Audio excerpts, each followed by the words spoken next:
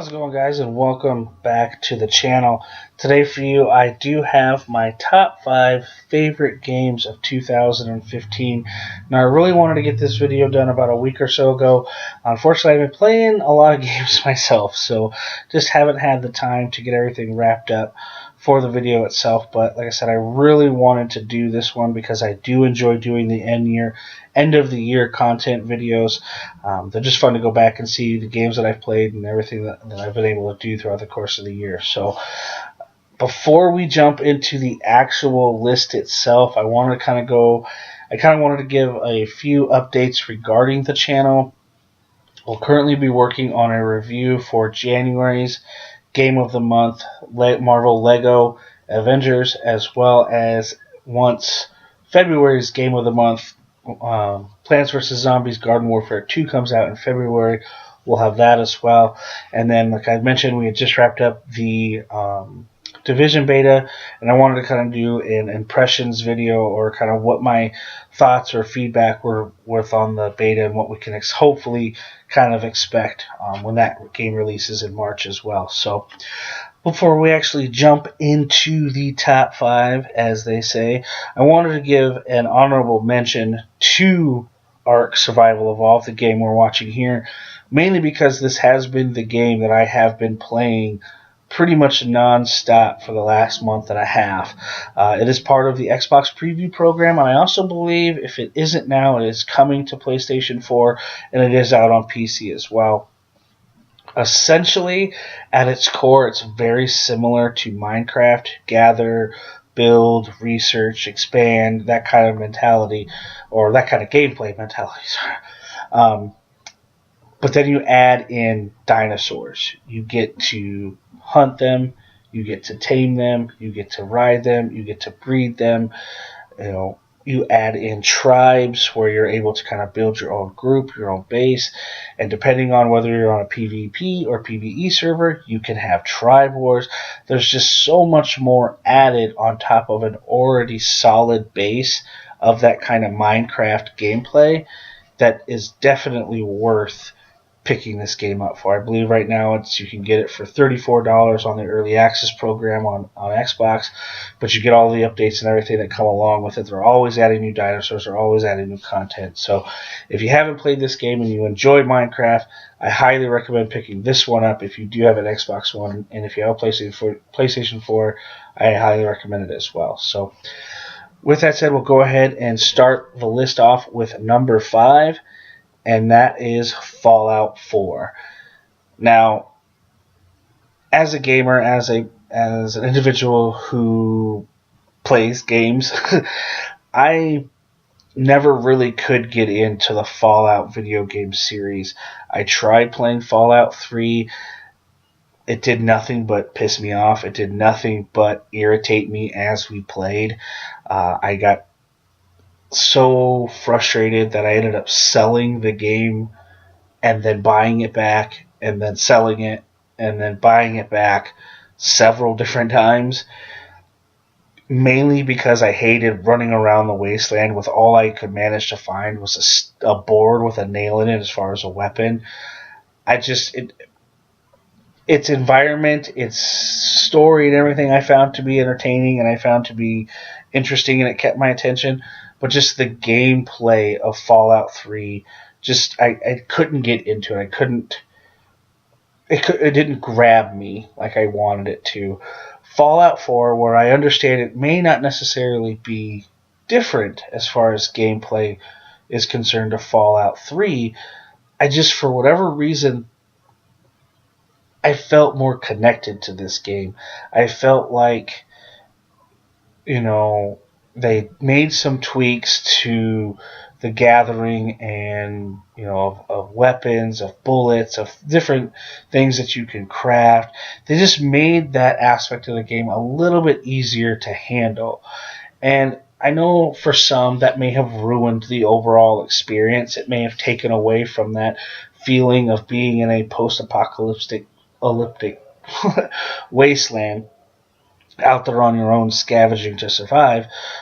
But I think once, by making it a little bit easier to get supplies, to get ammo, to get guns, and to protect yourself, it really kind of bridged that gap between a gamer who's out there for, that survival aspect to a gamer who's like, I'm going to survive, but I just want to make sure I have stuff that's going to keep me alive type mentality or thought going into the game. And I think they did that pretty well in Fallout 4.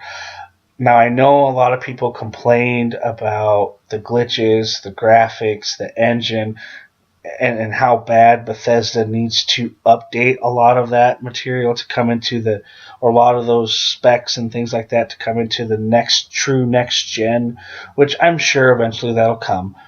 But overall, I mean, Fallout 4 was actually a really good game. I thought the story was not necessarily the greatest story of any game that came out in 2015.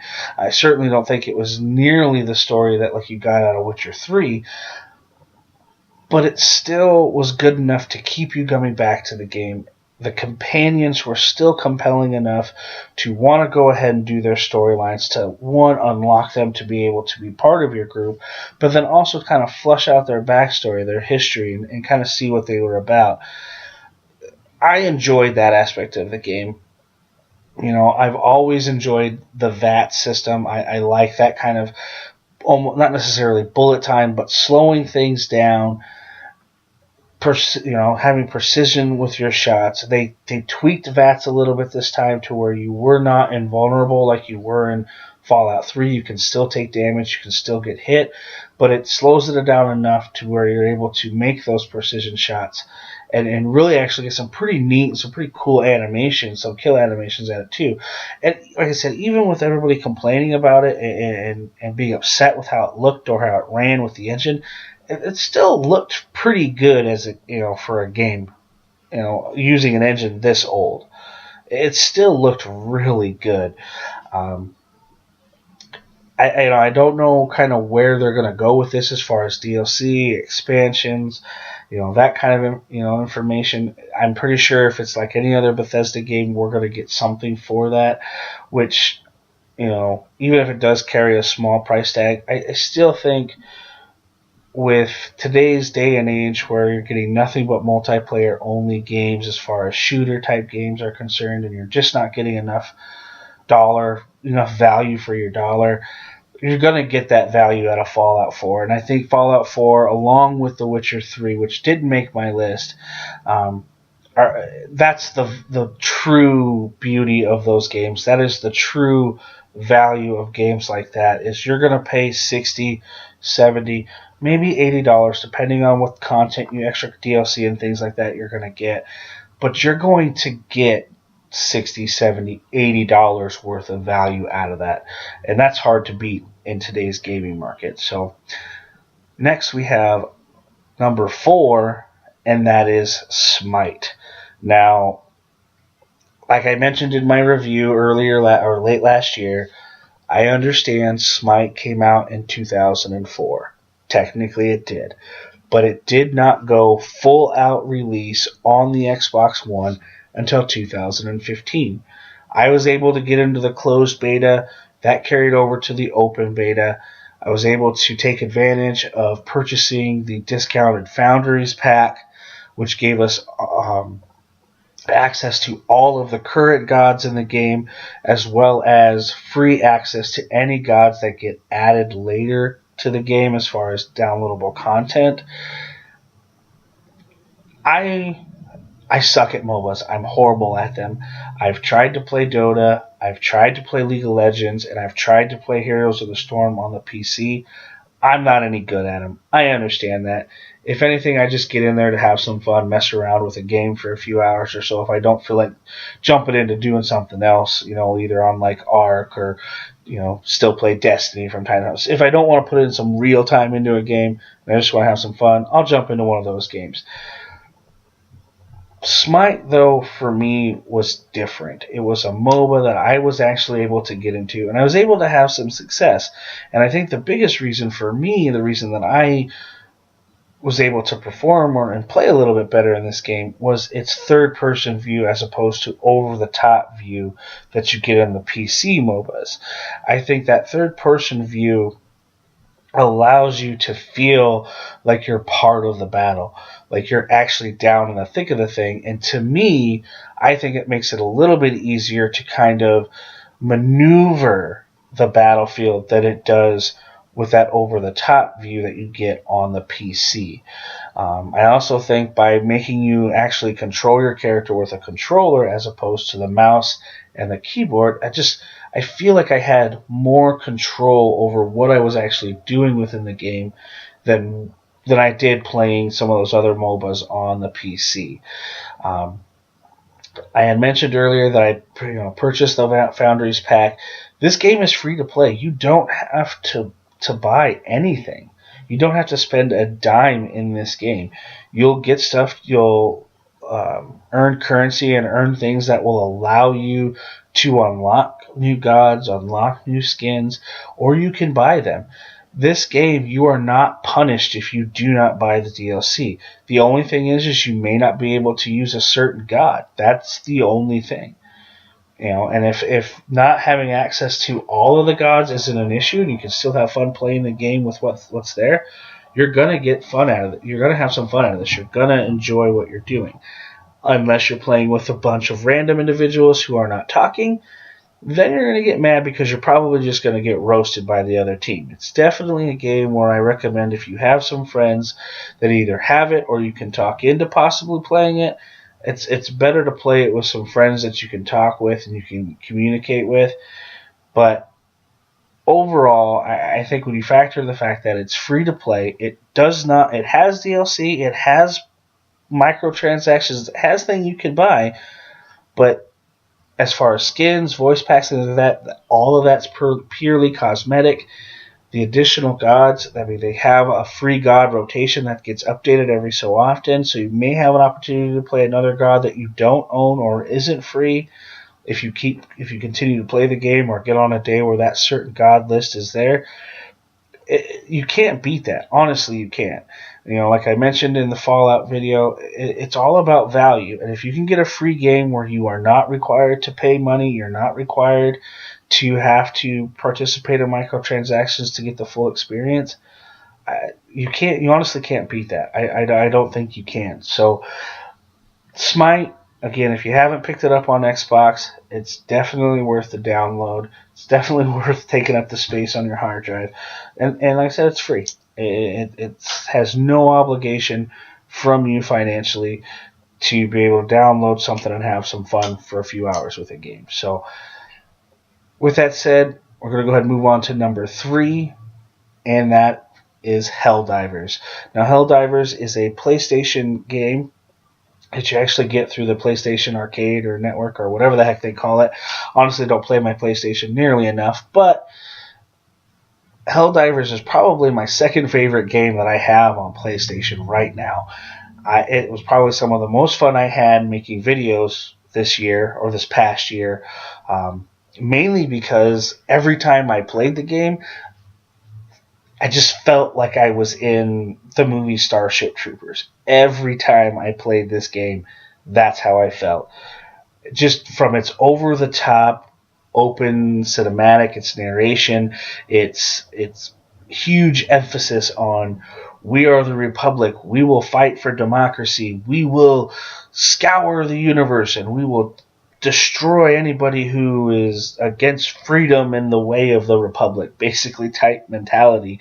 It just, in my head, it just felt like Starship Troopers. I mean, even some of the alien race, one of the alien races you fight is a race of bugs. It's just, I couldn't help but feeling that every time I played. Helldivers is a up to 4-person co-op, drop-in, drop-out experience, twin-stick shooter. It is by far the most watched videos I have on my channel, and I think it's just because it's a fun game to not only play, but it's a fun game to watch because you can kill your teammates. And everybody loves that team killing you know what. But Helldivers, I mean, the way that they built the game from its evolving universe where every character, every player within the game, what they're doing matters. It contributes to the overall completion of the game. And then when you complete it, it resets and you can continue to do it over and over again. And it's loot based, so you're able to find more loot and upgrade more guns and build more guns. So you have replayability in that aspect. I believe they actually just released some new content, some new DLC. It just now hit the free-to-play offer for PlayStation for February. Everything this game has to offer, it's a game that you can play, and it has some aspects that you take seriously on the loot, the crafting thing, but you can just play it and have fun. I never felt like while playing Helldivers that I was doing this because I had to achieve something. You know, like you play Destiny, you play Fallout or Witcher or Ark or any of the other, a lot of other games. You get on there and you're like, okay, I have to do XYZ. This needs to be done today, or I want to do XYZ.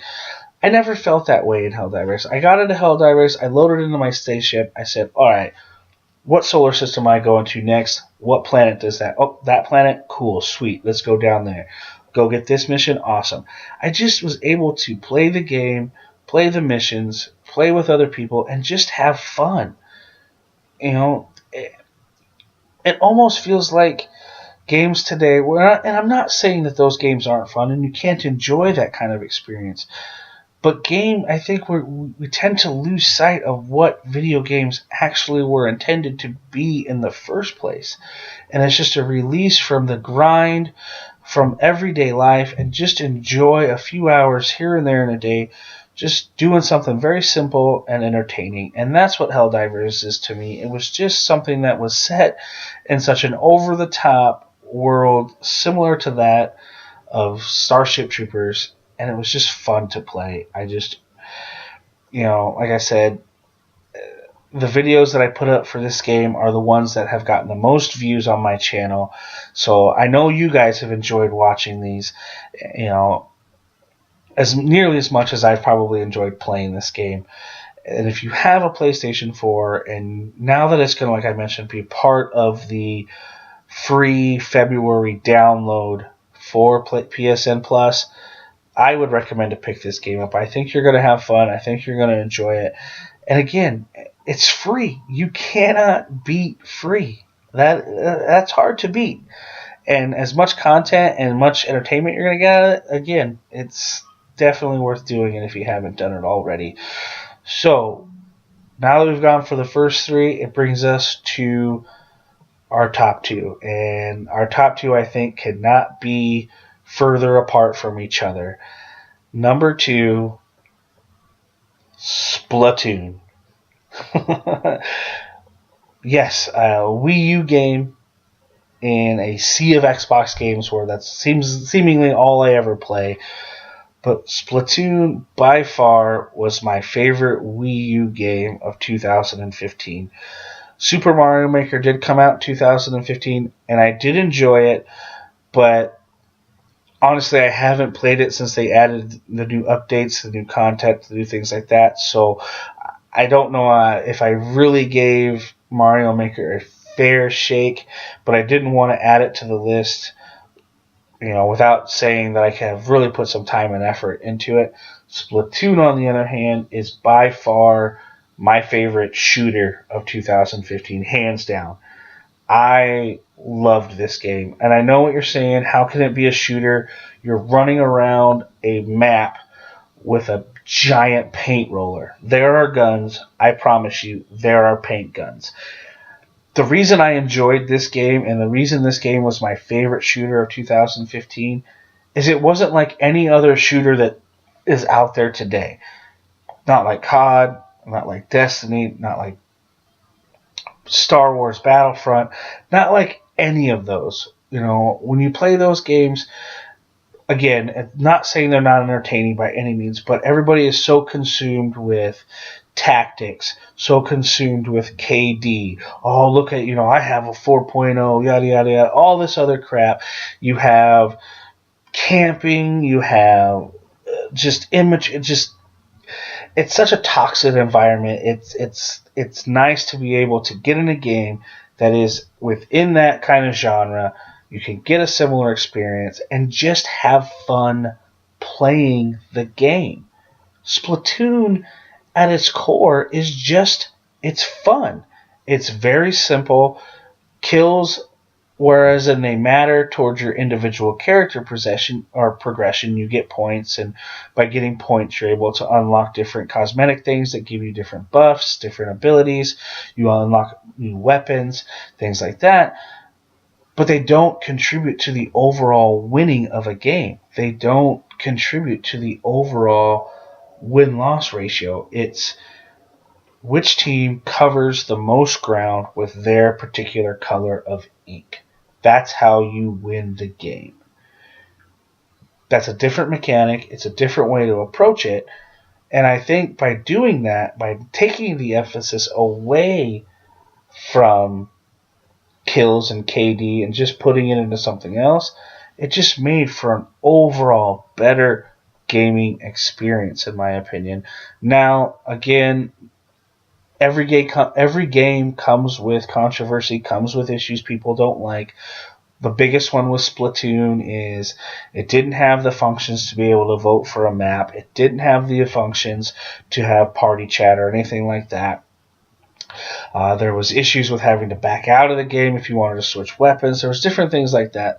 But overall, those problems like that are more little nagging things than they are major game-breaking, experience-ruining issues. Bottom line is if you have a Wii U and you do not have Splatoon, you are missing out on quite possibly one of, if not the best Wii U games out there right now. I enjoyed this game so much that I spent probably a good 4 to 5 months traveling to several different cities looking for the stupid little Splatoon amiibos. That's how much I liked this game. So again, if you have a Wii U and you haven't picked this game up, I do highly recommend that you do. I do not think you will go wrong with it. I don't think you'll regret it. And I really think you're missing out if you haven't played Splatoon on the Wii U. With that said, with all of those games on the list so far, that leaves just one. And if you guys have followed the channel up to this point, I'm pretty sure you know what my top number one favorite game of 2015 is. And that is Bloodborne. Bloodborne, simply put, was the reason I bought a PlayStation 4. I had got the Xbox One. I didn't play my 360 any longer. I took all of my games, all of my controllers, all of my Rock Band guitars, everything I had for that system, traded it in, bought the PlayStation 4, and immediately pre-ordered Bloodborne.